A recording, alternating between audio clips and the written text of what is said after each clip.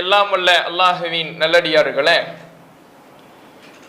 வரலாற்று சுவடுகளில் வழிதவறிய பிரிவுகள் என்ற தலைப்பின் கீழாக கடந்த சில நாட்களாக கொள்கை ரீதியான பல விஷயங்களை அறிந்து வருகிறோம். இந்த இஸ்லாமிய மார்க்கத்தின் பெயரால் ஏராளமான கொள்கை பிரிவுகள் தோன்றும். வழிகட்ட கொள்கைகளை மக்களிடத்திலே கொண்டு வருவார்கள். அந்த வழிகேடுகளிலிருந்து நம்மை நாம் தற்காத்து கொள்ள வேண்டும் என்றால் எது சரியான பாதை என்பதை நாம் அறிந்து கொள்ள வேண்டும்.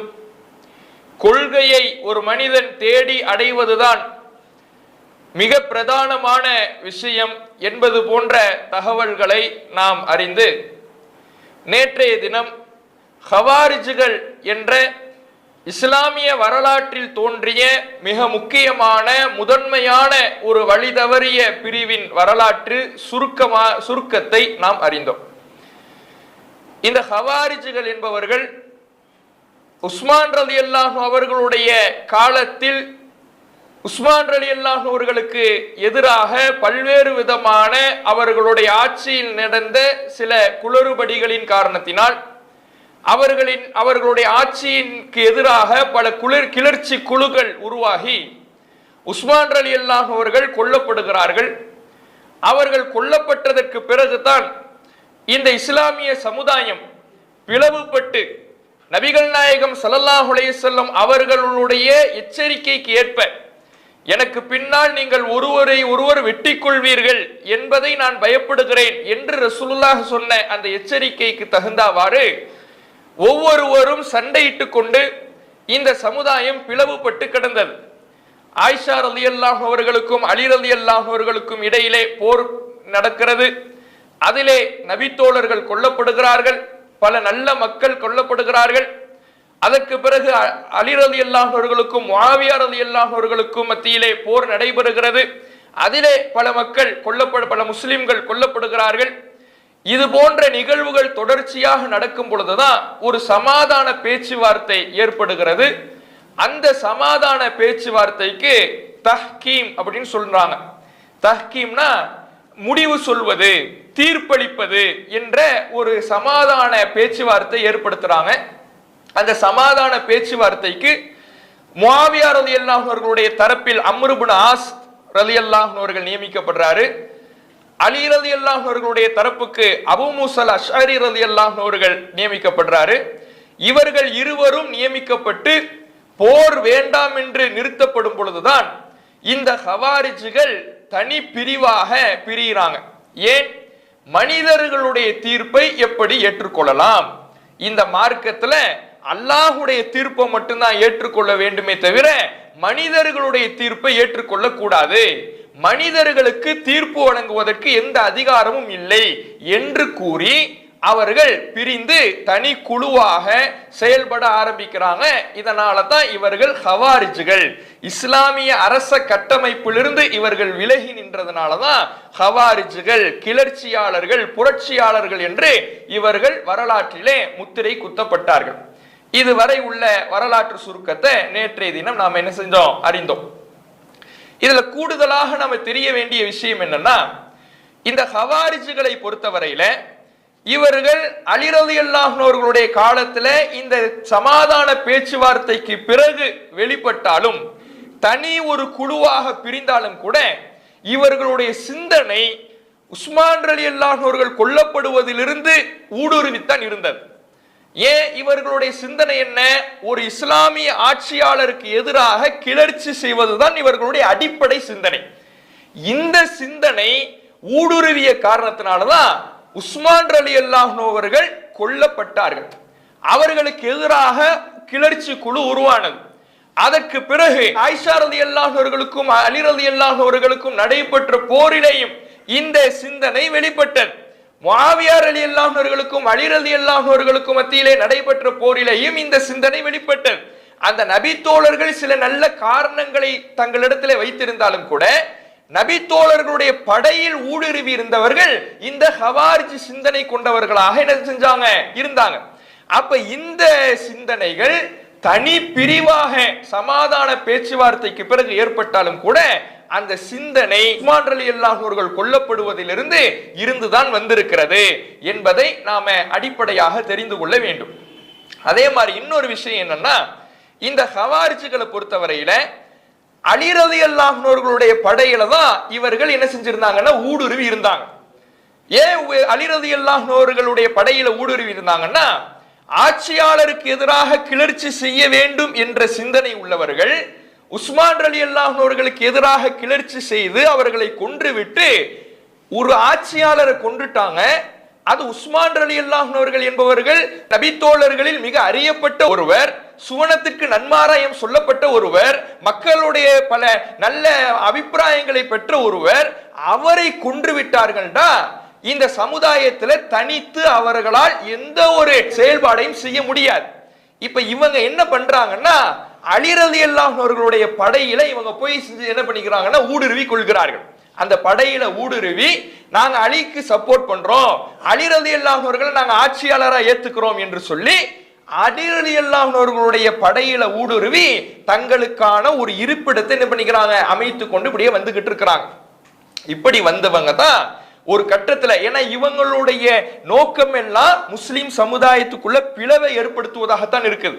கிளர்ச்சி செஞ்சு இஸ்லாமிய ஆட்சியாளருக்கு எதிராக போர்க்கொடி தூக்கி முஸ்லிம்களை கொன்றொழிக்க கூடிய ஒரு நோக்கம், ஒரு விஷமத்தனம் இவர்களிடத்துல இருந்த காரணத்தினால இவர்கள் என்ன செய்யறாங்க, இந்த சமாதான பேச்சுவார்த்தை வரும் பொழுது ஆஹா இனிமே நாம அலி ரலியல்லாஹு அவர்களுடைய படையில இருக்க முடியாது, இவ்வளவு நாள் ஒளிஞ்சு இருந்துட்டோம், ஊடுருவி இருந்துட்டோம், இனிமேல் நம்மால் அப்படி இருக்க முடியாது, ஏன்னா அவர் சமாதானத்துக்கு போறாரு, இந்த சமாதானத்தை நம்ம நடக்க விட்டோம்னா நாம தான் மாட்டிக்குவோம். இந்த சமாதான பேச்சுவார்த்தைக்கு போயிட்டாங்க, ரெண்டு அலியும் முஆவியாவும் ஒன்னா ஆயிட்டாங்க அப்படின்னா மாட்ட போறது நாம தான் என்று அவர்கள் ஒரு திட்டம் தீட்டி உஷாராகி தான் என்ன பண்றாங்க, இந்த குழுவிலிருந்து பிரிந்து ஒரு கூட்டத்தை திரட்டுறாங்க. அப்ப இந்த அலி ரலியல்லாஹு அவர்களுடைய படைப்பிரிவிலிருந்து பிரிந்து தனித்து செயல்பட ஆரம்பித்தவர்கள் தான் இந்த ஹவாரிஜிகள். தனித்து செயல்படுறாங்கன்னா இவங்க எப்படி மக்களை திரட்டுனாங்க, அதுவும் எவ்வளவு பேர் நம்ம ஏற்கனவே பார்த்த மாதிரி சில அறிவிப்புகள்ல 8000 பேர்னு சொல்லப்படுது, சில அறிவிப்புகள்ல 16000 பேர் அளவுக்குன்னு சொல்லப்படுது. அன்றைய காலத்துல 16000 பேர் அளவுக்கான மக்களை திரட்டி வச்சிருக்கிறாங்கன்னா சாதாரண விஷயமா? எப்படி திரட்டினாங்கன்னா குர்ஆன் வசனத்தை காட்டுறாங்க. இனில் ஹுக்குமு இல்லா லில்லாஹ், அல்லாஹ்வை தவிர யாருக்கும் சட்டம் இயற்றும் அதிகாரம் கிடையாது. நீதிபதி என்பவன், நீதி வழங்குபவன், தீர்ப்பு சொல்பவன் அல்லாஹ்வை தவிர வேறு யாரும் இல்லை, அல்லாஹுக்கு மட்டும்தான் அந்த அதிகாரம் என்று திருமறை குர்ஆனிலே வரக்கூடிய வசனங்களை எடுத்து சொல்லி பாத்தீங்களா, குர்ஆனுக்கு எதிராக அலி போயிட்டாரு, சமாதான பேச்சுவார்த்தைக்கு நீதிபதியை நியமிக்கிறாரு, முஆவியா குர்ஆனுக்கு எதிராக போயிட்டாரு, தங்களுக்கு மத்தியிலே தீர்ப்பு சொல்வதற்கு அம்ர் இப்னுல் ஆஸ நியமிச்சிட்டாங்க, தங்களுக்கு மத்தியிலே சமாதானத்தை ஏற்படுத்துவதற்கு அபூ மூஸா அல்-அஷ்அரியை ஏற்படுத்திட்டாங்க. அப்ப இவர்களுடைய போக்கு குர்ஆனுக்கு எதிராக இருக்கிறது, குர்ஆன் வசனத்தை பாருங்கள் என்று குர்ஆன் வசனத்துக்கு தவறான விளக்கங்களை சொல்லி நாங்களும் ஆதாரபூர்வமாகத்தான் இருக்கிறோம் என்பதை போல மக்களிடத்துல காட்டித்தான் மக்கள் என்ன பண்றாங்க, வென்றெடுக்கிறாங்க. வெறுமனே நபித்தோழர்களை குற்றம் சொன்ன மக்களை வென்றெடுக்க முடியுமா? வென்றெடுக்க முடியாது. அப்ப என்ன பண்றாங்கன்னா குர்ஆன் வசனத்தை தவறாக திரித்து வளைத்து தங்களுடைய கொள்கைக்கு தகுந்தாற் போல அந்த குர்ஆன் வசனங்களை வளைத்து மக்களிடத்துல தாங்கள் சொல்வது சத்திய கருத்து என்பதை போல எடுத்து சொல்லி மக்களை தங்கள் பக்கம் ஈர்க்கிறார்கள். அப்ப இதுதான் ஹவாரிஜிகள் கொள்கையினுடைய அடிப்படை கொள்கையாக இருக்குது. என்ன கொள்கை? ஆட்சியாளர்களுக்கு எதிராக கிளர்ச்சி செய்யலாம், ஆட்சியாளரை அவருக்கு எதிராக ஆயுதம் தேங்கி போரிடலாம் என்பது ஹவாரிஜிகளுடைய அடிப்படை கொள்கை. இதை நபிகள் நாயகம் ஸல்லல்லாஹு அலைஹி வஸல்லம் அவர்கள் ஒரு முன்னறிவிப்பாகவும் நமக்கு செஞ்சாங்க. இப்படி ஒரு கூட்டம் வரும் என்பதை முன்னறிவிப்பாகவே நபிகள் நாயகம் ஸல்லல்லாஹு அலைஹி வஸல்லம் அவங்க செஞ்சிருக்கிறாங்க. அந்த செய்திகள் புகாரியிலே நமக்கு இடம்பெறுகிறது. புகாரியில 3344வது செய்தி, அதே போல 3610வது செய்தி. இந்த செய்தியில இடம்பெறக்கூடிய தகவல் என்ன? நபிகள் நாயகம் ஸல்லல்லாஹு அலைஹி வஸல்லம் அவங்க கனிமத்து பொருட்களை மக்களுக்கு பங்கு வச்சு கொடுக்குறாங்க. போர்ல கிடைச்ச செல்வங்களை எல்லாம் மக்களுக்கான அவர்களுக்கு தகுந்தாழ்வாறு பங்குகளை ரசூலுல்லாஹ் பங்கு வச்சு கொடுக்குறாங்க. இப்படி பங்கு வைத்து கொடுக்கும் பொழுது துல் ஹுவைசிரா என்ற ஒரு மனிதர், அவர் பேர் என்னன்னா துல் ஹுவைசிரா. துல் ஹுவைசிரான்னு சொல்லப்படக்கூடிய ஒரு மனிதர் நீங்க நீதமாக நடக்கல, நீங்கள் வைக்கக்கூடிய இந்த பங்கீட்டில அல்லாஹ்வுடைய திருப்தி பேணப்படல, அல்லாஹ்வுடைய திருப்திக்காக பங்கு வச்ச மாதிரி தெரியல, ஏதோ உங்களுக்கு சாதகமான ஆட்களுக்கு கொடுத்த மாதிரி தெரியுது, உங்களிடத்துல நீதம் வெளிப்படல என்று ரசூலுல்லாஹை பார்த்து அவர் சொல்றார். நபிகள் நாயகம் ஸல்லல்லாஹு அலைஹி வஸல்லம் அவர்களுக்கு கடுமையான கோபம் வருகிறது. அலி ரலியல்லாஹு அன்ஹு அவர்கள் கோபப்படுகிறார்கள். ரசூலுல்லாஹ் சொல்றாங்க, நான் நீதமா நடக்கலைன்னா வேற யாருப்பா நடப்பா? நான் தான் உங்களில் இறையச்சவாதியாக இருக்கிறேன், உங்களுக்கு நீதத்தை போதிப்பவனாக இருக்கிறேன், நான் நீதமா நடக்கலைன்னா வேற யாரு நீதமானவன் நீ சொல்ற? அல்லாஹ்வுடைய தூதர் அவர்கள் அந்த இடத்துல அவருக்கு பதிலை சொல்றாங்க. உமர் ரலியல்லாஹு அவர்களுக்கெல்லாம் எப்படியான கோபம் வருதுன்னா ரசூலுல்லாஹ்ட்ட சொல்றாங்க, தஅலி யா ரசூலல்லாஹ், அல்லாஹ்வுடைய தூதரே எனக்கு அனுமதி கொடுங்கள், ஃபஅத்ரிபு உனுகஹு, அவருடைய கழுத்தை நான் வெட்டிடுறேன், இந்த ஆளை நான் சும்மா விட மாட்டேன். உங்களை அநீதியாக நீங்க நடக்கிறீங்கன்னு எப்படி சொல்லலாம்? நீங்க அநியாயம் பண்றீங்கன்னு எப்படி தெரிவிக்கலாம்? இவர் இந்த ஆளை நான் சும்மா விட மாட்டேன், நான் கொன்னுறேன் என்று உமர் ரலியல்லாஹு அவர்கள், காலித் பின் வலீத் ரலியல்லாஹு அவர்கள்லாம் கேட்கிறாங்க. அப்ப நபிகள் நாயகம் ஸல்லல்லாஹு அலைஹி வஸல்லம் அவங்க சொல்றாங்க, இன்ன மின் லிஇ ஹாதா, இவருடைய தலைமுறையிலிருந்து தௌமுன் ஒரு கூட்டம் வெளிப்படும், யக்ரஊனல் குர்ஆன், அவர்கள் குர்ஆனை ஓதுவார்கள், லா யுஜாவிசு ஹனாஜிரஹும், ஆனால் அது அவர்களுடைய தொண்டை குழிகளை கடக்காது. குர்ஆனை ஓதுவாங்க, குர்ஆனை படிப்பாங்க, ஆனால் அந்த குர்ஆனின் படி, குர்ஆன் சொல்லுகிற கொள்கையின் படி செயல்படுவார்களா என்று கேட்டால் குர்ஆனுடைய கொள்கை அவர்களிடத்தில் இருக்காது. வெறுமனே ஓதுதல்ல குர்ஆன் இருக்குமே தவிர, குர்ஆனை படிப்பார்களே தவிர கொள்கையிலே தங்களுடைய செயல்பாட்டில் குர்ஆனை பேணுவார்களா என்று கேட்டால் பேண மாட்டாங்க. அப்ப இப்படியான ஒரு கூட்டம் வெளிப்படுவார்கள். எம்ருகூன மின தீனி முருக சஹமி மினர் ரமியா, இவர்கள் மார்க்கத்திலிருந்து வெளியேறுவார்கள். எப்படி வெளியேறுவாங்கன்னா, வில்லிலிருந்து அம்பு எப்படி வெளியேறுமோ, எப்படி வேகமாக புறப்படுமோ, அது போல வில்லிலிருந்து அம்பு புறப்படுவதை போல மார்க்கத்திலிருந்து இவங்க வேகமாக வெளியே போயிடுவாங்க. யக்துலூன அஹ்லல் இஸ்லாம் வ யதஊன அஹ்லல் அவ்சான், சிலை வணங்குபவர்களை எல்லாம் விட்டுடுவாங்க. இவர்கள் யாரிடத்துல சண்டை போட்டு யாரை கொல்லுவாங்கன்னா முஸ்லிம்களை கொல்லுவாங்க. சிலை வழிபாட்டுக்காரர்களோட போய் போருக்கு நிக்க மாட்டாங்க, மல்லு கட்டி நிக்க மாட்டாங்க. முஸ்லிம்களிடத்துல சண்டை போட்டு அவர்களை கொல்லுவார்கள். முஸ்லிம்களை கொலை செய்யறது தான் இவர்களுடைய பிரதான நோக்கமாக இருக்கும். இப்படியான ஒரு கூட்டம் வரும். ரசூலுல்லாஹ் சொல்லிட்டு சொல்றாங்க, ல இன் அன அத்ரக்துஹும், அந்த கூட்டத்தை நான் அடைவேன் என்றால் ல அக்துலன்னஹும் கத்ல ஆத், ஆது சமுதாயம் எப்படி கொல்லப்பட்டார்களோ அதுபோல அவர்களை நான் கொல்லுவேன், அவர்களை தண்டிப்பேன். அல்லாஹ்வுடைய தூதர் அவர்கள் சொல்றாங்க. இந்த மனிதருடைய வழித்தோன்றலிருந்து வெளிப்படுகின்ற கூட்டம் முஸ்லிம்களை கொல்வதில் குறிக்கோளாக இருப்பாங்க, முஸ்லிம்களை கொன்று குவிப்பதில் குறிக்கோளா இருப்பாங்க. அந்த மாதிரி ஒரு கூட்டத்தை நான் கண்டேன்னா அவர்களிடத்துல நாம் போர் செய்து அவர்களை கொல்லுவேன், அல்லாஹ்வுடைய தூதர் அவர்கள் சொல்றாங்க. அதே மாதிரி அந்த புகாரில 3610வது செய்தியில இடம்பெறக்கூடிய அறிவிப்புல எப்படி இடம்பெறுதுன்னா, ஃபஇன்ன லஹு அஸ்ஹாபன், இந்த மனிதருக்கு பின்னால் சில இவருடைய தோழர்கள் வெளிப்படுவார்கள். யஹ்கிரு அஹதுக்கும் ஸலாத்தஹு மஅ ஸலாத்திஹிம், அவர்களுடைய தொழுகையோடு உங்களுடைய தொழுகையை ஒப்பிட்டீங்கன்னா ரொம்ப குறைவா தெரியும். வணக்க வழிபாட்டில் அப்படி ஈடுபடுவாங்க. அவர்களை மாதிரி உங்களால தொழுக முடியாது. யாரை பார்த்து சொல்றாங்க? நபி தோழர்களை பார்த்து ரசூலுல்லாஹ் சொல்றாங்க. நபி தோழர்களுடைய தொழுகையை விட அவர்களுடைய தொழுகை சிறப்பா இருக்குமா? அந்த அளவுக்கு தொழுகையில் ஆர்வம் காட்டுவாங்க, வணக்க வழிபாடுகள்ல ஆர்வம் காட்டுவாங்களாம். ஓ சியாமஹும் அசியாமிஹிம், அவர்களுடைய தொழுகையை விட உங்களுடைய தொழுகை என்ன செய்ய முடியாது, ஒப்பிட்டு பார்க்க முடியாது. அந்த அளவுக்கு அவர்களுடைய தொழுகை அதிகமாக இருக்கும். வணக்க வழிபாட்டில் நல்ல பெர்ஃபெக்ட்டா இருப்பாங்க. யக்ரஊனல் குர்ஆன் லா யுஜாவிசு தராக்கியஹும், அவர்கள் குர்ஆனை ஓதுவாங்க, ஆனா தொண்டை குழியை கடக்காது. இவர்கள் இந்த மார்க்கத்திலிருந்து வில்லிலிருந்து புறப்படுகின்ற அம்பை போன்று வெளியேறி விடுவார்கள், ரசூலுல்லாஹ் சொல்லக்கூடிய செய்தி. அப்ப இந்த கூட்டம் வணக்க வழிபாடுகள்ல சரியாக இருப்பாங்க, தொழுகைனா அவ்வளவு பெர்ஃபெக்ட்டா இருப்பாங்க, நோம்புனா பெர்ஃபெக்ட்டா இருப்பாங்க.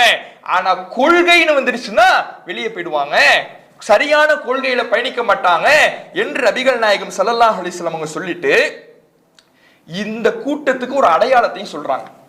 இந்த கூட்டத்தை எப்படி நீங்க தெரிஞ்சுக்கலாம்னா, அதுல ஒரு மனிதர் இருப்பாரு, ரஜுலுன் அஸ்வத், ஒரு கருப்பு நிற மனிதர் இருப்பாரு, இஹதா அல்தைஹி, அவருடைய இரண்டு கைகளில் ஒரு கை எப்படி இருக்கும்னா மிஸ்லுல் பதாஅத்தி தத்ரது, அவருடைய இரண்டு கைகளில் ஒன்று குளகுளப்பான இறைச்சி துண்ட மாதிரி இருக்குமா.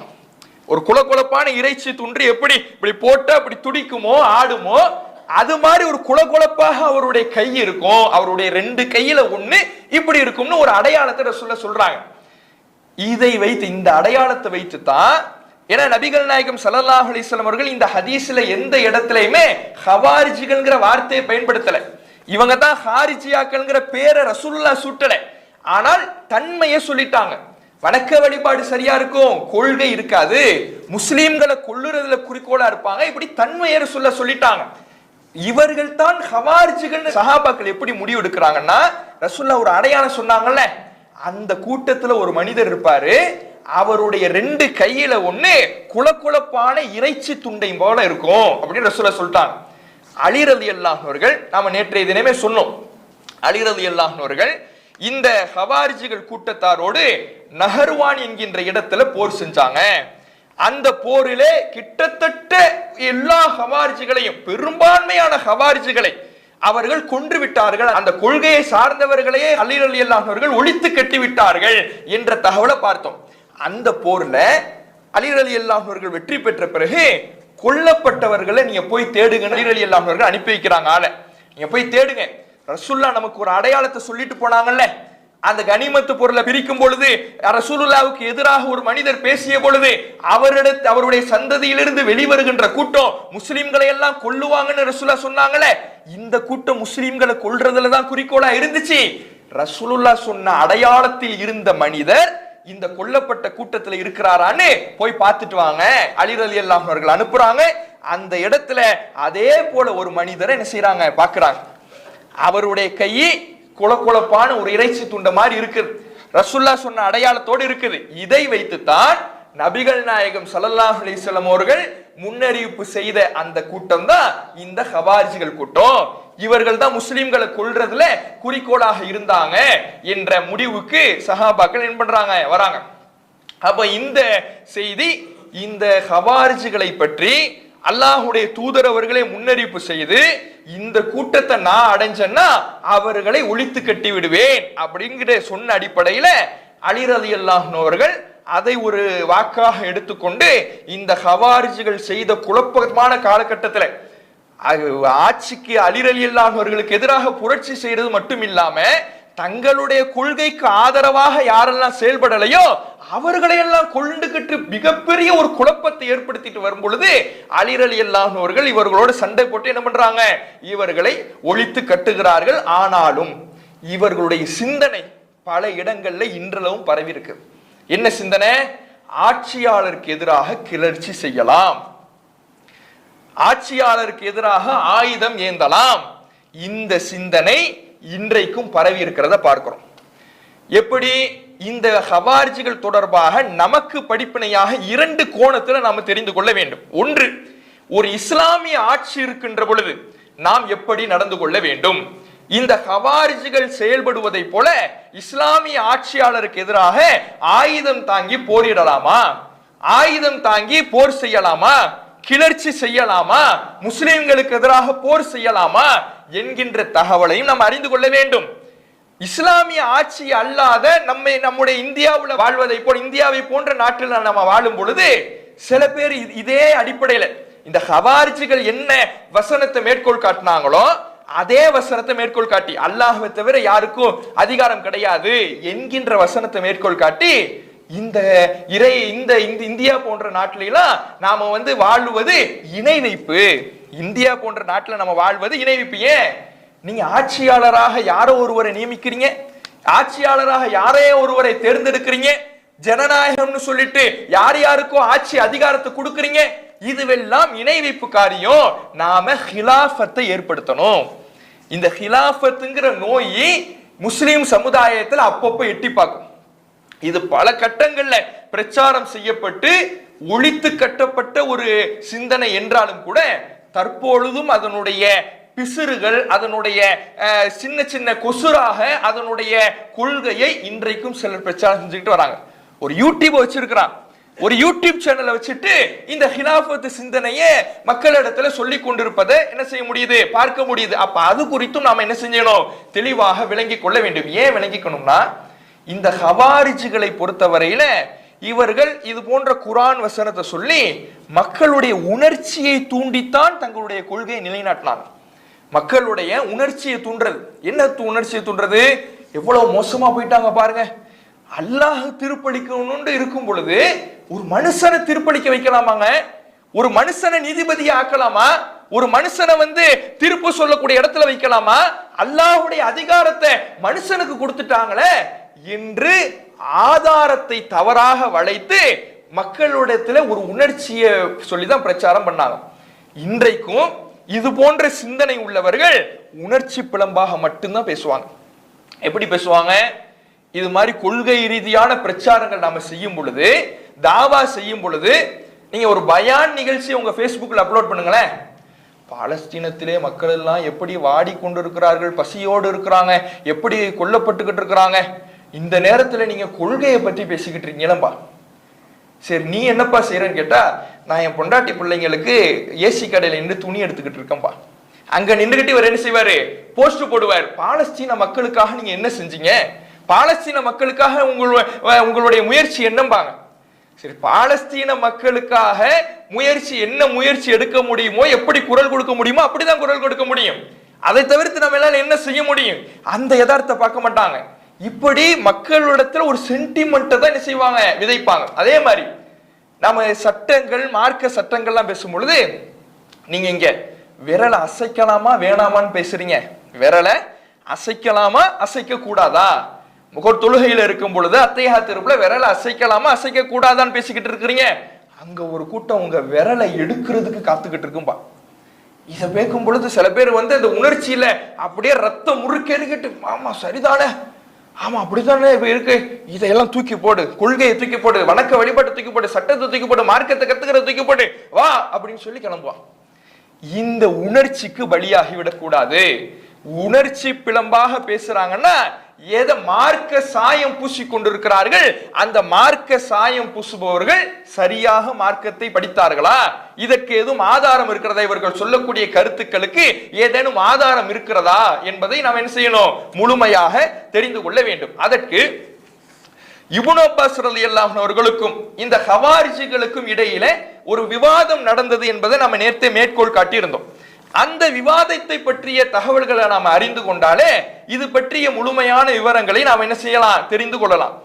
சுனனு நசாயில 8522வது செய்தியாக அந்த விவாதம் இடம்பெறுகிறது. இதுல இப்னு அப்பாஸ் ரலியல்லாஹு அவர்கள் அலி ரலியல்லாஹு அவர்களிடம் சொல்றாங்க, நான் அந்த ஹாரிஜியாக்கள்கிட்ட போறேன், அவங்கள்ட்ட போய் நான் என்ன செய்ய போறேன், பிரச்சாரம் செய்ய போறேன் அப்படின்னு சொல்லும் பொழுது அலி ரலியல்லாஹு அவர்கள், இன்னி அகாஃபுஹும் அலைக், நான் உன் விஷயத்துல பயப்படுறேன், அவங்க ஏதாவது செஞ்சு விடுவானுங்களோ.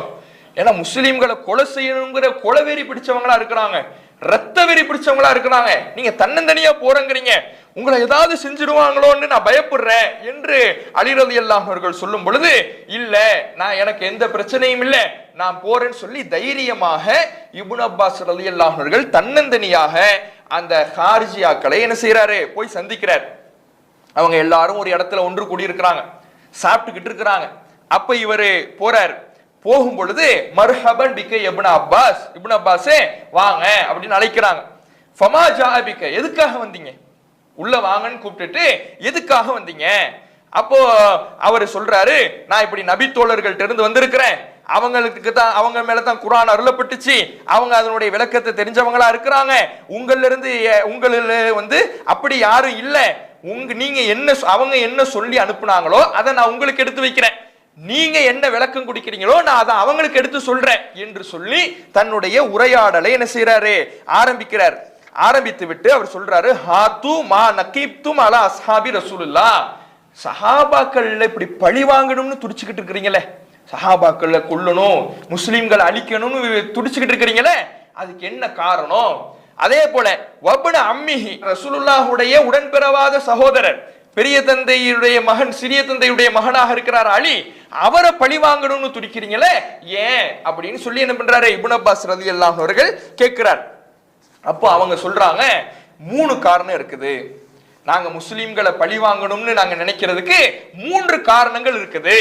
அது என்ன 3 காரணம்? ஒன்னா சொல்லுங்க. இப்னு அப்பாஸ் கேட்கும் பொழுது அவங்க சொல்றாங்க, தீர்ப்பு சொல்வது என்பது அல்லாஹ்வுடைய அதிகாரம். இனில் ஹுக்மு இல்லா லில்லாஹ், அதிகாரம் என்பது அல்லாஹ்வுக்கே தவிர இல்லை என்று அல்லாஹ் குர்ஆன்ல சொல்லிட்டான்.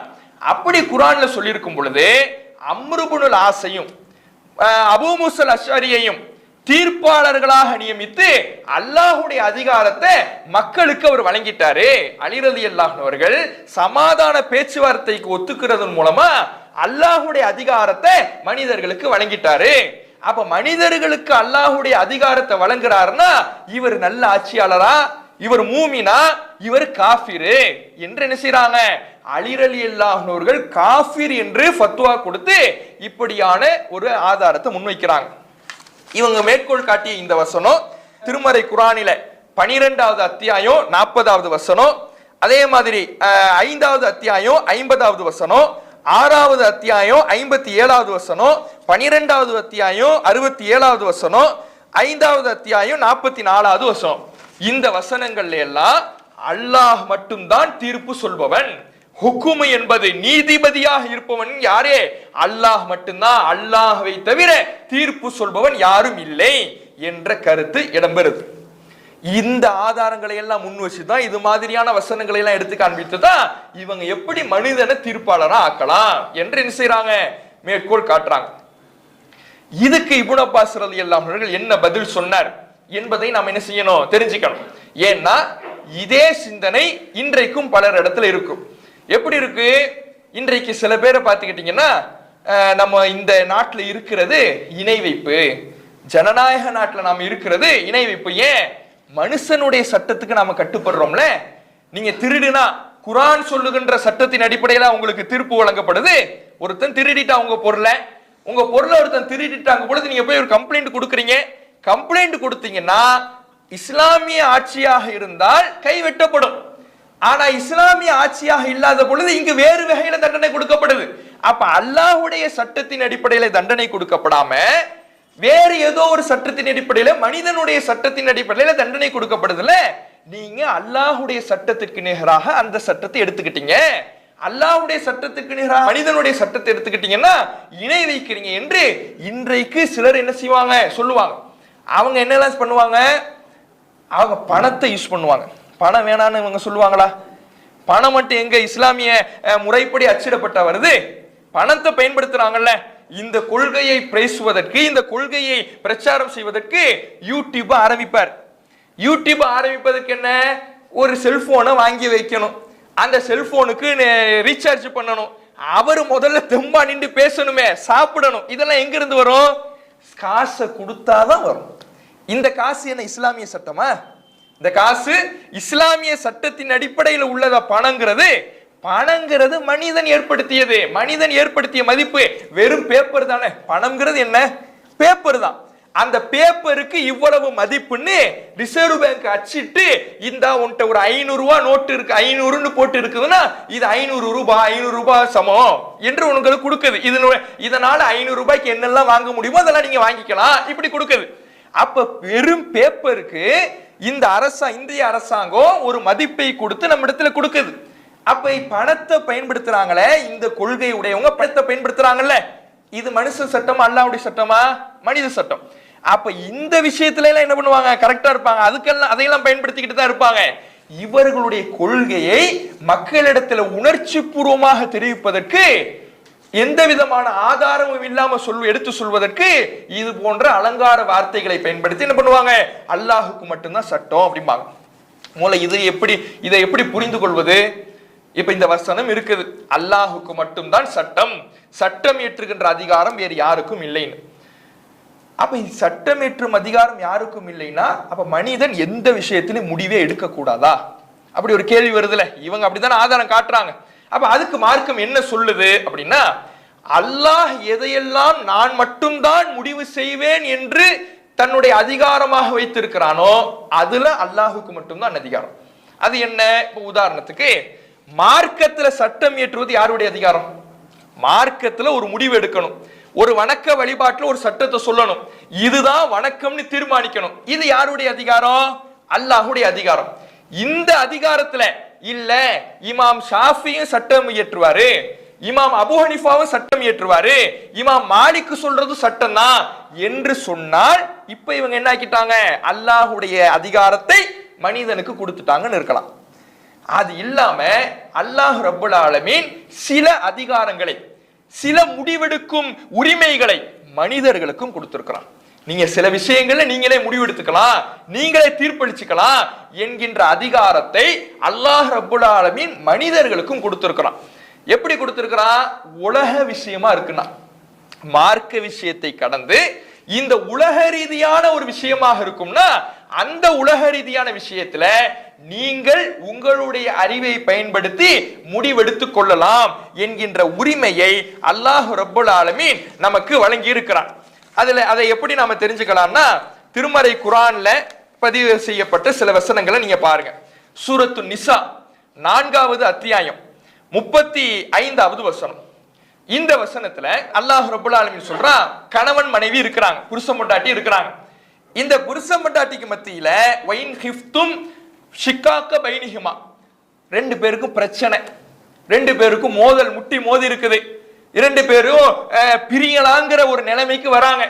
இப்போ அல்லாஹ் ரப்பல் ஆலமீன் சொல்றான், கணவன் மனைவிக்கு மத்தியில பிரச்சனை ஏற்பட்டு பிளவு ஏற்பட்டு பிரிஞ்சிடுவாங்கன்னு நீங்க பயப்பட்டீங்கன்னா ஃபபஅசு ஹக்கமன் மின் அஹ்லிஹி வ ஹக்கமன் மின் அஹ்லிஹா, பெண்ணுடைய குடும்பத்தாரிலிருந்து ஒரு தீர்ப்பாளரையும் ஆணுடைய குடும்பத்தாரிலிருந்து ஒரு நீதிபதியையும் ஏற்படுத்தி சமாதான பேச்சுவார்த்தை நடத்துங்க. நீங்க ஒரு கணவன் மனைவிக்கு மத்தியில பிரச்சனை வருது, கணவன் மனைவிக்கு மத்தியில பிரச்சனை வந்தால் கூட அதை எப்படி நீங்க தீர்த்து வைக்கணும்? நீங்க தீர்ப்பாளரை நீதிபதியை நியமிங்க. பெண்ணுடைய குடும்பத்தாரிலிருந்து ஒரு நீதிபதி, ஆணுடைய குடும்பத்தாரிலிருந்து ஒரு நீதிபதி, ரெண்டு பேரும் சேர்ந்து அவர்களுக்கு மத்தியில சமாதான பேச்சுவார்த்தை நடத்தட்டும் அல்லாஹ் ரப்பல் ஆலமீன் குர்ஆன்ல சொல்றான். அப்ப இந்த இடத்துல நீதிபதியை நியமிக்க சொல்றானே, இது அல்லாஹ்வுடைய அதிகாரமா?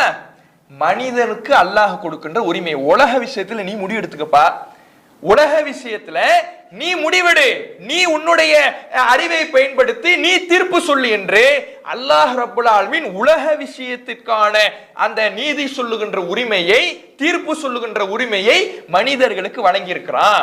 அப்ப ரெண்டு பேரு தான், கணவன் மனைவி. இந்த ரெண்டு பேருக்கு மத்தியில பிரச்சனை ஏற்படும் பொழுதே சமாதானம் செய்து வைப்பதற்கு நீதிபதிகளை நியமிக்கலாம்னா ரெண்டு கூட்டம் சண்டை போட்டுக்கிட்டு நிக்குது. அலி ரலியல்லாஹு அன்ஹுடைய படை, முஆவியா ரலியல்லாஹு அன்ஹுடைய படை, ரெண்டு படையும் முஸ்லிம்கள் நிறைந்ததாக இருக்கிறாங்க, முஸ்லிம்கள் பெருங்கொண்ட கூட்டமாக இருக்கிறாங்க. இந்த ரெண்டு கூட்டம் ஒரு சமுதாயமே பிளவுபட்டு சண்டை போட்டு அடிச்சுக்கிட்டு கொன்று கொண்டு இருக்குது. அதுக்கு நீதிபதியை நியமிப்பது இணை வைப்பா? ஒரு ரெண்டு பேருங்க, ஒரு புருஷன் பொண்டாட்டி பிரச்சனை, ஒரு வீட்டுல நடக்கிற பிரச்சனை, அதுக்கு நீதிபதியை நியமிப்பதற்கு அல்லாஹ் உரிமை வழங்குறான்னா ஒரு சமுதாயத்தில் நடக்கிற பிரச்சனைக்கு நீதிபதியை நியமிப்பது இணை வைப்பா? இதை இப்னு அப்பாஸ் ரலியல்லாஹு அன்ஹு இந்த வசனத்தை மேற்கோள் காட்டி அவர் என்ன பண்றாரு? அந்த ஹவாரிஜிகள்ட்ட வாதம் பண்றாரு. அதே மாதிரி இப்னு அப்பாஸ் ரலியல்லாஹு அன்ஹு மேற்கோள் காட்டிய இன்னொரு வசனம் என்னன்னு பாத்தீங்கன்னா 5வது அத்தியாயம் 95வது வசனம். இதுல சொல்லப்படுது, யா அய்யுஹல்லதீன ஆமனு, ஈமான் கொண்டவர்களே, இஹ்ராம் நீங்க அணிஞ்சிருக்கும் பொழுது, ஹஜ்ஜுக்கு போறோம், உம்ராவுக்கு போறோம், இஹ்ராமுடைய நிலை, இஹ்ராமுடைய நிலைக்கு போயிட்டாங்கன்னா பல விஷயங்கள், சாதாரண நாட்களில் அனுமதிக்கப்பட்ட பல விஷயங்கள் கூட இஹ்ராமுடைய நிலையில தடுக்கப்பட்டுடும், ஹராம் ஆயிடும், அதை செய்யக்கூடாது. இப்போ மனைவியோடு குடும்ப வாழ்வில் ஈடுபடுவது ஹலால், இஹ்ராம்னா ஹராம் ஆயிடும். அப்ப இப்படி ஒரு ஹலாலான விஷயம் இஹ்ராமின் பொழுது ஹராம் ஆயிடும். அப்படி ஒண்ணுதான் வேட்டையாடுவது. வேட்டையாடுவது, கால்நடைகளை வேட்டையாடுவது என்பது ஹலாலான ஒரு விஷயமாக இருந்தாலும் கூட இஹ்ராம் அணிந்து விட்டால் அது என்னவாயிடும்? ஹராம். அல்லாஹ் சொல்றான், லா தக்துலு ஸைத வ அன்தும் ஹுருமுன், நீங்கள் இஹ்ராம் அணிந்திருக்கின்ற நிலையில் வேட்டையாடாதீர்கள். வமன் கத்தலஹு மின்கும் முத்தஅம்மிதன், யார் உங்களில் வேண்டுமென்றே அந்த பிராணியை கொன்று விடுகிறாரோ, வேட்டையாடி கொன்னுறார், இஹ்ராம் அணிந்திருக்கக்கூடிய நிலையில கொன்று விடுகிறாரோ ஃபஜஸாஉன் மிஸ்லு மா கத்தல மினன் நஅம், கால்நடையிலிருந்து அதே போன்றதை அவர் பரிகாரமாக வழங்க வேண்டும். அவருக்கு பரிகாரம் என்னன்னா, கால்நடையில எந்த கால்நடையை அவர் கொன்றாரோ அதே கால்நடையை பரிகாரமா வழங்கணும். ஆட்டை கொண்டாரா ஒரு ஆடை பரிகாரமாக கொடுக்கணும், மாட்டை கொன்றாரா ஒரு மாட்டை பரிகாரமாக வழங்கணும். இதை யாரு சொல்லணும்னா, யஹ்குமு பிஹி ஸு அத்லின் மின்கும், உங்களில் நீதியுடையவர், நீதமாக இருக்கக்கூடியவர் இது விஷயத்திலே உங்களுக்கு தீர்ப்பளிக்கட்டும். ஒருத்தர் வேட்டையாடி ஒரு தப்பு செஞ்சிட்டா கூட அதுக்கு தீர்ப்பு சொல்லுகிற அதிகாரத்தை அல்லாஹ் யாருக்கு கொடுக்கிறான்? மனிதர்களுக்கு கொடுக்கிறான். மனிதர்கள் விஷயத்துல, உலக விஷயத்துல தீர்ப்புகளை வழங்கலாம் என்பதை இந்த வசனமும் நமக்கு சொல்லி காட்டுகிறது. இந்த 2 வசனங்களையும் மேற்கோள் காட்டிதான் ஒரு 2 பேருக்கு நடக்கிற பிரச்சனையில அல்லாஹ் தீர்ப்பு சொல்லுகிறான் என்றால், ஒரு கால்நடையினுடைய ரத்தம் விஷயத்துல ஒரு கால்நடை கொல்லப்படுது, அந்த கால்நடைக்காக ஒருவர் தீர்ப்பு சொல்லலாம் என்றால், ஒரு முஸ்லிம் கூட்டமே இங்க கொல்லப்பட்டுக்கிட்டு இருக்குதே அதற்கு தீர்ப்பு சொல்லக்கூடாதுன்னா இது அறிவுக்கும் பொருந்தல, ஆதாரபூர்வமாகவும் இல்லையே என்று ஹவாரிஜுகளோட என்ன பண்றாரு இப்னு அப்பாஸ் ரலியல்லாஹு அன்ஹு அவர்கள் விவாதம் செய்றார். இதே கருத்துல இப்னு அப்பாஸ் ரலியல்லாஹு அன்ஹு அவர்கள் இந்த 2 வசனங்களை மட்டும் மேற்கோள் காட்டினாலும் கூட, இதே கருத்துல திருமறை குர்ஆனில இன்னும் சில வசனங்களும் இருக்குது. அதையும் நாம் என்ன செஞ்சுக்கணும், கூடுதலாக தெரிந்து கொள்ள வேண்டும். சூரத்து நிசாவுல 4வது அத்தியாயம் 58வது வசனத்துல அல்லாஹ் சொல்றான், அல்லாஹ் ரப்புல் ஆலமீன் உங்களிடத்துல அமானிதங்கள் நிறைவேற்றப்பட்டார். ஒருத்தர் அமானிதமா ஒரு பொருளை கொடுக்கிறார், அதை அவர் கேட்கும் பொழுது திரும்ப கொடுத்துடணும். இதுதான் நீதத்துக்கு அடையாளம். ஒருத்தர் அமானிதமா ஒரு பொருளை கொடுக்கிறாருன்னு வைங்களேன், அந்த அமானித விஷயத்துல ரொம்ப கவனமாக இருக்கணும்.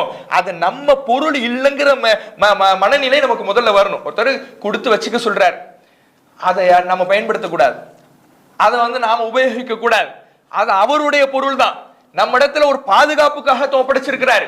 அவர் எப்போது கேட்கிறாரோ அதை அப்போதே அவர் இடத்துல திரும்ப கொடுத்துடணும். இது அமானிதத்துக்கான விஷயம். இந்த அமானிதத்தை நீங்க சரியாக நிறைவேற்றுங்க என்று அல்லாஹ் சொல்லிவிட்டு, இதா ஹக்கம்தும் பைனன் நாஸ், நீங்கள் மக்களுக்கு மத்தியிலே தீர்ப்பளித்தால் அன் தஹ்குமு பில் அத்ல், நீதமான முறையிலே தீர்ப்பளிங்கள் என்று அல்லாஹ் உங்களுக்கு கட்டளை இடுகிறான். மக்களுக்கு மத்தியிலே தீர்ப்பு சொல்ற சூழல் இருக்குது. எந்த தீர்ப்பு? மார்க்க ரீதியாக அல்ல, மார்க்க ரீதிக்கு அல்லாஹ்வே தீர்ப்பு சொல்லிட்டான். உலக ரீதியாக இஸ்லாம் நமக்கு எல்லா வழிகாட்டலையும் தந்துடுச்சு.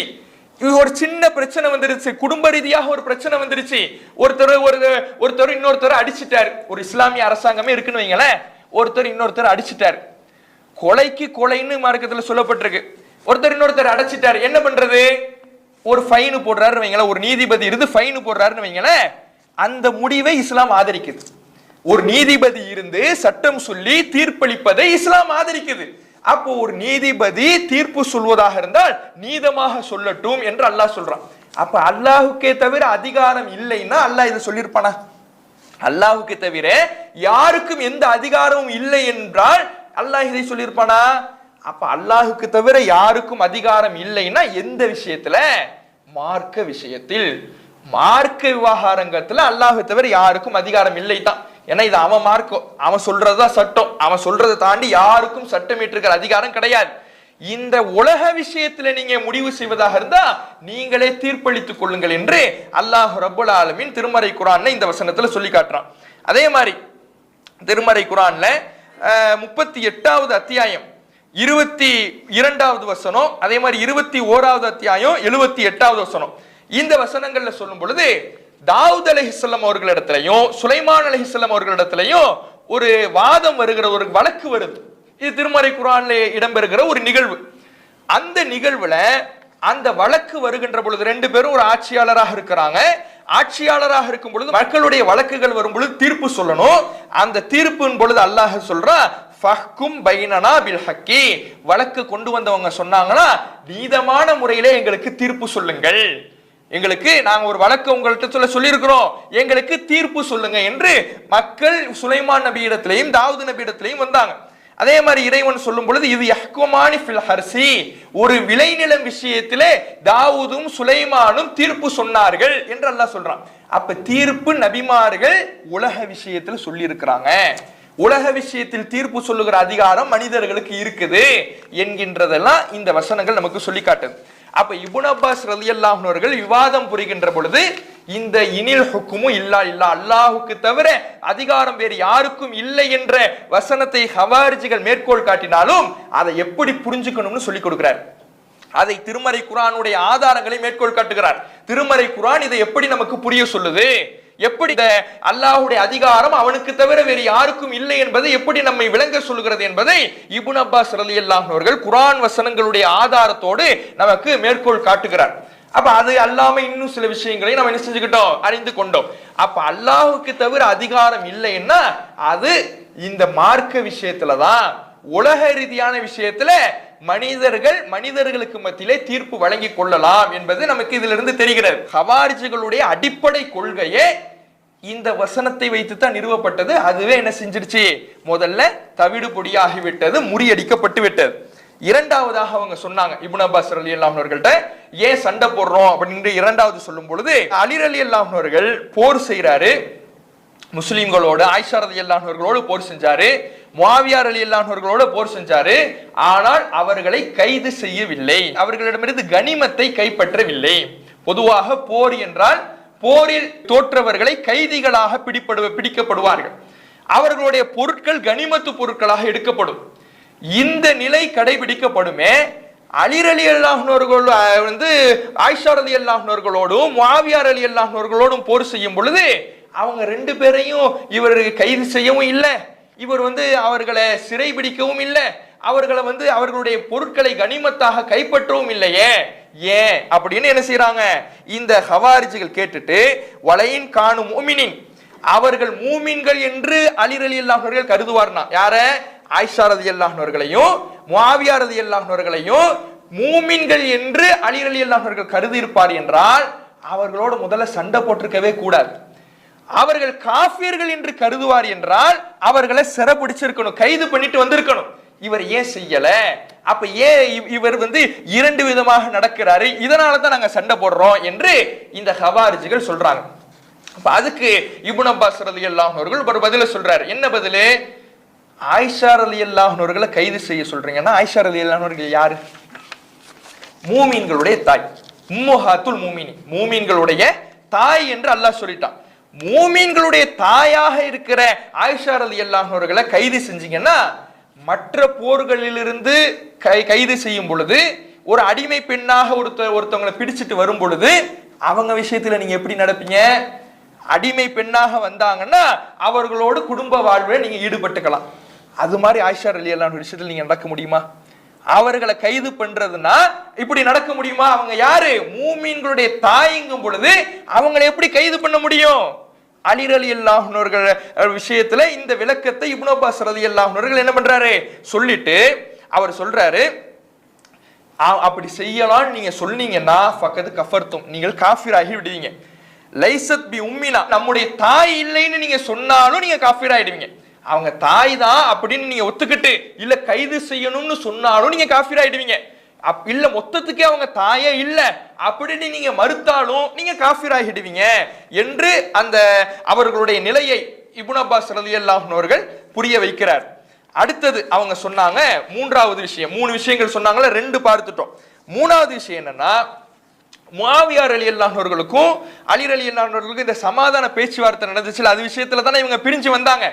இந்த சமாதான பேச்சுவார்த்தை நடக்கும் பொழுது கடிதம் எழுதுறாங்க. பொதுவா அந்த கடித பரிமாற்றம்லாம் நடக்கும்ல, சமாதான பேச்சுவார்த்தைக்கு கடித பரிமாற்றம் நடக்கும்.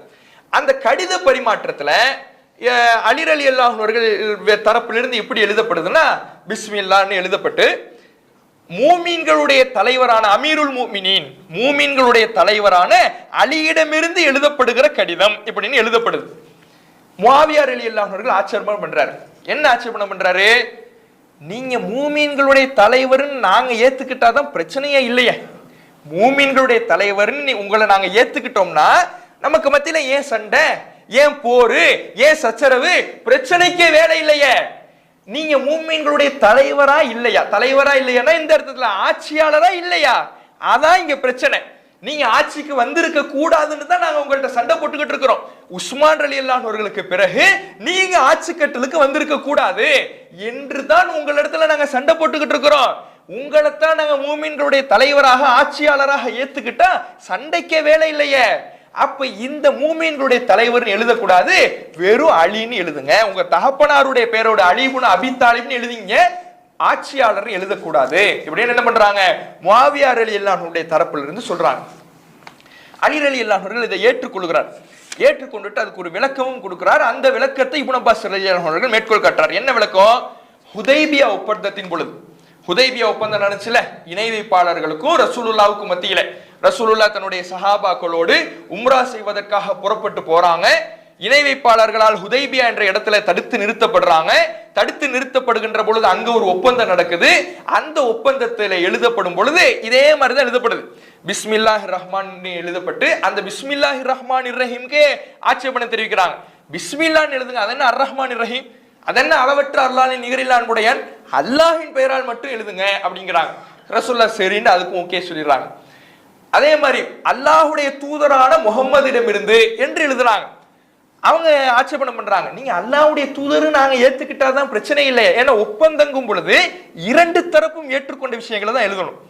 அந்த பார்வையில இணை வைப்பாளர்கள் என்ன சொல்றாங்கன்னா, நீங்க அல்லாஹ்வுடைய தூதரா நாங்க ஏத்துக்கிட்டாதான் உங்களை நாங்க தடுத்திருக்கவே மாட்டோம், நமக்கு மத்தியில பிரச்சனையே இல்லை, நம்மெல்லாம் ஒண்ணுக்குள்ள ஒன்னா இருந்திருப்போம், நீங்க ரசூலா இல்லையா, அல்லாஹ்வின் தூதரா இல்லையா, இதுதான் பிரச்சனையே. அப்படி இருக்கும் பொழுது உங்கள் தரப்பு வாதத்தை நீங்கள் அல்லாஹ்வுடைய தூதர் என்பதை எப்படி ஒப்பந்தத்துல கொண்டு வரலாம் என்று கேட்கின்ற பொழுது ரசூலுல்லாஹ் சரி இந்த கோரிக்கை நியாயம்னு பட்டதனால இதை அழிக்க சொல்லிட்டாங்க. சஹாபாக்கள் அழிப்பதற்கு மனம் இல்லைனாலும் கூட ரசூலுல்லாஹ் என்ன பண்றாங்க, அழிக்கிறாங்க. அழித்துட்டு ரசூலுல்லாஹ் சொல்றாங்க, நீங்க ஒத்துக்கலைனாலும் நான் அல்லாஹ்வுடைய தூதர் தான், நீங்க இந்த பேப்பர்ல அழிச்சதுனால நான் அல்லாஹ்வுடைய தூதர்னு இல்லாம ஆயிடுமா, நீங்க பேப்பர்ல அழிச்சிட்டு போங்க, உண்மையிலே நான் அல்லாஹ்வுடைய தூதர் தான் என்று என்ன பண்றாங்க, அல்லாஹ்வுடைய தூதர் அவர்கள் சொல்றாங்க. இதை அலி ரலியல்லாஹு அன்ஹு மேற்கோள் காட்டுறார். அமீருல் மூமினின் அவங்க பேப்பர்ல அழிச்சிட்டு போட்டோம், அவங்க பேப்பர்ல எழுதினாதான் அமீருல் மூமினின் ஆயிடுமா, எனக்கு தெரியும் நான் சரி, நான் எந்த தப்பும் செய்யல, நான் சரியாகத்தான் ஆட்சி கட்டில் அமர்ந்திருக்கிறேன் எனக்கு தெரியும். அப்ப எனக்கு தெரிந்தால் போதுமானது, அல்லாஹ்வுக்கு தெரிந்தால் போதுமானது.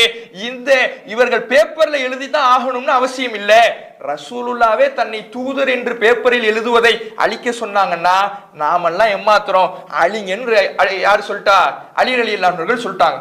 இதத்தான் கேள்வியா வருது, ஏன் அழிச்சாரு, அவர் அமீருல் மூமினின்கிறத அழிக்க சொன்னார்னா அப்ப அவர் அமீருல் காஃபிரினா, காஃபிர்களுடைய தலைவரா, அமீருல் மூமினின் இருக்குல்ல, மூமின்களுடைய தலைவரை அழிக்க சொல்லிட்டாங்கன்னா இவர் என்ன காஃபிர்களுடைய தலைவரான்னு கேட்கிறாங்க. அப்ப இதற்கான நியாயமான காரணத்தை, ஒப்பந்தம் என்றால் இப்படித்தான் பேசப்பட வேண்டும் என்ற ஒரு நியாயமான காரணத்தை, அலி ரலியல்லாஹு அன்ஹுடைய விளக்கத்தை இப்னு அப்பாஸ் ரலியல்லாஹு அவர்கள் அங்கே என்ன செய்யறாரு, புரிய வைக்கிறாரு. இப்படி புரிந்துதான் இந்த ஹவாரிஜிகள் கொள்கையிலிருந்து இவர் கொடுத்த அந்த விளக்கத்தின் அடிப்படையில் அவர் எடுத்து காண்பித்த ஆதாரத்தை வைத்து, குர்ஆன் வசனத்தை வைத்து, ஹதீஸ்களை வைத்து இந்த கொள்கை தவறு, ஹவாரிஜிகளுடைய சிந்தனை பிழை, இவர்கள் சொல்லுகின்ற அல்லாஹுக்கு மட்டும்தான் அதிகாரம், இவர்கள் பிரிந்து முஸ்லிம்களை கொன்று குவிச்சுக்கிட்டு இருக்கிறாங்களே, இவர்கள் வழிகேட்டில் இருக்கிறாங்க என்பதை விளங்கி ஏராளமான மக்கள் விலகி என்ன பண்றாங்க, வந்துட்டாங்க. மீதம் இருக்கக்கூடிய மக்களோட தான் அலி ரலியல்லாஹு அவர்கள் சண்டை போட்டு அவர்களை கொன்றார்கள், அவர்களை ஒழித்து கட்டினார்கள் என்கின்ற வரலாறு என்ன செய்யறோம் நாம இந்த நசாயில இடம்பெறக்கூடிய 8522வது செய்தியில பார்க்கிறோம். அப்ப இவர்களுடைய கொள்கை இஸ்லாமிய ஆட்சியாளர்களுக்கு எதிராக ஆயுதம் ஏந்தலாம் என்கின்ற கொள்கை இப்படி துவங்கித்தான் இது முறியடிக்கப்பட்டது. இதுல இன்னொரு விஷயத்தை நம்ம கவனத்துல கொள்ளணும். என்ன விஷயம், இப்போ ஒரு இஸ்லாமிய ஆட்சி நடந்தா எப்படி நாம நடந்துக்கணும், அந்த ஆட்சியாளர் தப்பு செய்யறார், அநியாயம் செய்யறார், அக்கிரமம் செய்யறார், அப்ப நாம எப்படி நடக்கணுங்கிறதையும் ரசூலுல்லாஹ் நமக்கு வழிகாட்டிட்டு போயிருக்கிறாங்க. இந்த ஹவாரிஜிகள் ஆதாரத்தை முழுமையாக ஆய்வு செய்யல, இது வழிகேட்டிலே இருக்கக்கூடிய ஒரு பழக்கம். வழிகேட்ட கொள்கைகளை பிரச்சாரம் செய்யறாங்களே இவங்க ஒவ்வொரு காலத்துல, இன்றைய காலத்திலையும் சரி, என்ன பண்ணுவாங்கன்னா ஒரு பகுதியை மட்டும்தான் பார்ப்பாங்க, அந்த பகுதியை தங்களுக்கு தகுந்தார் மாதிரி வளைச்சுக்குவாங்க. மற்ற குர்ஆனுடைய மொத்த கருத்து எதை நமக்கு சொல்லுது பார்க்க மாட்டாங்க, ஹதீஸ்கள் என்ன விளக்கம் சொல்லுது பார்க்க மாட்டாங்க, இந்த ஒரு இடத்துல இப்படி இருக்குதுல அப்படின்னு சொல்லி ஆதாரத்தை தங்களுக்கு தகுந்தார் மாதிரி வளைப்பாங்க. உதாரணத்துக்கு அதாவது குர்ஆன்ல மௌத்தானவங்க கேட்க மாட்டாங்க, மௌத்தானவங்களுக்கு இந்த உலகத்துக்கு சம்பந்தம் இல்லைன்னு ஏராளமான வசனங்கள் இருக்குது. அல்லாஹ்வுடைய பாதையில கொல்லப்பட்டவர்களை இறந்தவர்கள் சொல்லாதீங்க, அவங்க உயிரோடு இருக்கிறாங்க அப்படின்னு ஒரு வசனம் வருது. இந்த தர்காவுக்கு போகக்கூடியவங்க என்ன பண்ண மாட்டாங்க, குர்ஆனுடைய மற்ற வசனங்களை எல்லாம் பார்க்கவே மாட்டாங்க. மற்ற எல்லா வசனமும் இறந்தவர்களுக்கு அதிகாரம் இல்லை, இறந்தவர்களுக்கு ஆற்றல் இல்லை, அவங்க கேட்க முடியாது, அவங்களுக்கு இந்த உலகத்துக்கு தொடர்பு இல்லை, எல்லாம் குர்ஆன் முழுக்க இருக்கும். அதையெல்லாம் விட்டுடுவாங்க. ரசூலுல்லாஹ்வுடைய ஹதீஸ்கள் இருக்கும், அதையெல்லாம் விட்டுடுவாங்க. இந்த ஒரு இடத்துல உயிரோடு இருக்கிறாங்கன்னு வந்துருச்சுல, இதை மட்டும் தங்களுக்கு சாதகமாக பயன்படுத்திக்குவாங்க. அப்ப இதுதான் வழிகேட்டுக்கான அடையாளம். இதெல்லாம் நம்ம பின்னாடி இதற்கான விளக்கம்னா என்ன செய்யும், நம்முடைய உரையிலேயே வரும். அப்போது அந்த வசனத்துக்கான விளக்கத்தை அறிஞ்சுக்கலாம். வழிகேட்டுக்கான அடையாளமே குர்ஆன்ல ஒரு இடத்துல, அதான் முத்தஷாபிஹாத்துபாங்க, இரு பொருள் தரக்கூடிய வசனங்கள், அதை தங்களுக்கு தகுந்தாற்போல் வளைத்து கொண்டு வழிகேட்டை தங்களுக்கு தகுந்தாற்போல் சாதகமாக மாற்றிக்கொள்வார்கள்.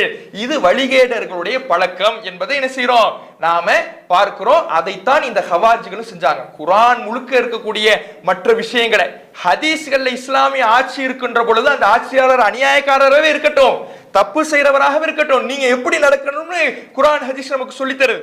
அதையெல்லாம் விட்டுட்டு ஒரு பகுதியை மட்டும் பார்த்ததுனாலதான் பல சஹாபாக்கள் கொல்லப்பட்டாங்க, பல முஸ்லிம்கள் கொல்லப்பட்டாங்க. இப்படியான ஒரு வழிகேடு தோன்றுனுச்சு. அப்ப அந்த வழிகாட்டல என்ன செய்யறாங்க, ரசூல்லா நமக்கு சொல்லித்தராங்க. அதையும் இந்த நபிகள் நாயகம் ஸல்லல்லாஹு அலைஹி வஸல்லம் ஒரு இஸ்லாமிய ஆட்சியாளர் இருந்தா எப்படி நடக்கணும்னு சொல்லும் பொழுது, அவர் தப்பு செஞ்சாம கண்டுக்காம இருக்கணுமா, அதை எடுத்து சொல்லணுமாங்கிறதை சேர்த்து சொல்றாங்க. அதையும் நாம தெரிஞ்சுக்கணும். ஏன்னா இன்னைக்கு சலஃபி கொள்கைன்னு சில பேர் பிரச்சாரம் பண்றாங்க. அவங்களுக்கு முக்கிய நோக்கம் என்னன்னா, சவுதி எப்படி நடக்குதோ அதே மாதிரி நடக்கணும், அதான் அவங்களுடைய நோக்கம். சவுதியில எப்படி இருக்கிறாங்களோ அதே மாதிரி நடக்கணும், அவங்களுடைய கொள்கையை அப்படியே பிரதிபலிக்கணுங்கிறது நோக்கம். அவங்க என்ன சொல்லுவாங்கன்னா, சவுதியில இன்னைக்கு எவ்வளவு அநியாயம் நடக்குது, எப்படியான அக்கிரமம் நடக்குது, இஸ்லாமிய ஆட்சிங்கிற பேர்ல எவ்வளவு கூத்து கும்மாளங்கள் நடக்குது, தியேட்டர் ஓபன் பண்றான், எல்லா விதமான சீர்கேடுகளையும் திறந்து விடுறான். பாலஸ்தீன மக்கள் அங்க அடிபட்டுக்கிட்டு இருக்கிறாங்க, இவன் இஸ்லாமிய ஆட்சி இருக்குது, இவங்க எதிர்த்து கேள்வி கேட்கலாம், கேள்வி கேட்கிறாங்களா இல்ல. இன்னைக்கு நம்ம பயான் பண்ணா கீழே கமெண்ட் பண்றான், பாலஸ்தீன மக்களுக்காக நீங்க என்ன செஞ்சீங்கன்னு. நாங்க என்னப்பா செய்ய முடியும், அவன்கிட்ட ஆட்சி இருக்குது, அவன் ஒண்ணு செய்யாம உட்கார்ந்துருக்கானே. இதை சுட்டி காட்டினான். இப்படி அநியாயம் பண்றான்ல, இஸ்லாமிய ஆட்சி அதிகாரத்தை கையில வச்சுக்கிட்டு இஸ்லாமிய முறைப்படி ஆட்சி செய்யாம இஸ்லாத்தை குழி தோண்டி புதைத்து விட்டு கூத்து கும்மாளங்களை செய்து கொண்டு முஸ்லிம் மக்களுக்கு ஆதரவாக இல்லாம இருக்கிறாங்கல்ல, இவர்களை பற்றி நாம இந்தியாவில் உட்கார்ந்துகிட்டு விமர்சனம் செஞ்சா கூட, இதை மக்களிடத்துல சுட்டி காட்டினா கூட, இஸ்லாமிய ஆட்சிக்கு எதிராக பேசக்கூடாது, இந்தியாவுக்கும் அவன் ஆட்சியை நம்ம ஏத்துக்கவும் இல்லை, அவன் ஆளுகைக்கு கீழேயா நம்ம இருக்கிறோம், சவுதியினுடைய ஆட்சி அமைப்பு கீழேயா நம்ம இருக்கிறோம் இல்ல, அது எங்கே இருக்கு, நாம எங்கே இருக்கிறோம், அதை மக்களுக்கு சுட்டி காட்டினால் கூட அதை பத்தி நீங்க வாய் திறக்க கூடாது, இது மக்களிடத்தில் ஏற்படுத்துற குழப்பம் என்று சில பிரச்சாரங்களை செய்யறாங்க. இஸ்லாமிய ஆட்சியாளர் தவறு செய்தால் உலகத்தின் எந்த மூலையில் இருக்கக்கூடிய முஸ்லிம்களும் அதை பற்றி வாய் திறக்க கூடாது, இப்படியான ஒரு சிந்தனை என்ன செய்யறாங்க, பதிவு செய்யறாங்க. இதுக்கு ரசூலுல்லாஹ் என்ன வழிகாட்டல் தந்திருக்கிறாங்க என்கின்ற தகவல்களையும், இந்த இந்தியா போன்ற நாட்டில் நாம வாழும் பொழுது எப்படி நடந்து கொள்ள வேண்டும் என்கின்ற தகவல்களையும் இன்ஷா அல்லாஹ் நாளை தினம் அறிந்து கொள்வோம். அஸ்ஸலாமு அலைக்கும் வரஹ்மத்துல்லாஹி வபரகாத்துஹு. அல்லாஹு அக்பர். அல்லாஹ்